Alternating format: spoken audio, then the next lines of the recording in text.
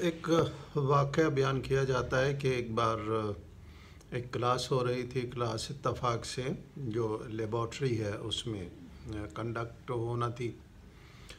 جب student sub class میں چلے گئے تو انہوں نے دیکھا کہ سامنے جو ایک ٹیبل ہوتی ہے سائنس لیب میں، اس کے کارنر پہ دودھ کی ایک بوتل رکھی ہوئی ہے. اسٹوڈنٹ بڑے حیران ہوئے. انہوں نے دیکھا کہ ہمارا ٹیچر لیب اٹینڈنٹ ہمیں کیا بتانا چاہتے ہیں. وہ شاید ہمیں دودھ کی جو ہائیجین ہے اس کے اوپر بات کریں گے.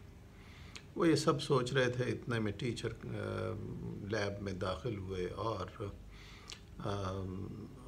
ان کے ہاتھ سے جو دودھ کی بوتل ہے جو کنارے پہ رکھی تھی ٹیبل کے، وہ ساتھ میں جو واش بیسن تھا، سنک تھا، اس میں وہ بوتل گر گئی. نتیجتاً دودھ سارا بکھر گیا اور وہ پائپ کے ذریعے سے نیچے ڈرین میں چلا گیا. ٹیچر نے کہا don't cry over spilled milk, don't cry over spilled milk. اور انہوں نے بچوں کو بلایا اور بلا کے کہا ذرا توجہ سے دیکھو، غور سے دیکھو اسے.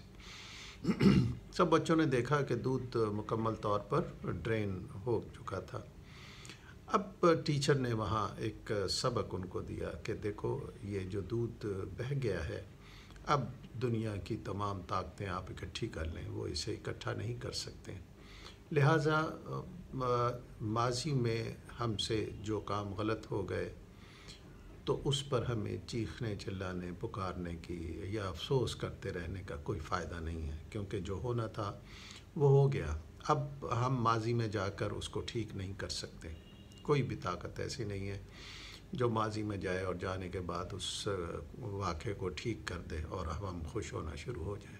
تو جو ہو گیا سو ہو گیا. اس کے اوپر ریپینٹ نہیں کرنا چاہیے، اس کے اوپر اپنا وقت ضائع نہیں کرنا چاہیے، بلکہ اس کو دوسری نظر سے دیکھنا چاہیے. آپ اس کا تجزیہ کریں، وہ یہ دیکھیں کہ یہ واقعہ غلط ہوا تو کیوں ہوا، اس میں کیا ایسے ہماری غلطیاں تھیں اور کیا ایسی انوائرمنٹ تھا جس کی بنیاد پر کہ یہ غلطی سرزد ہو گئی.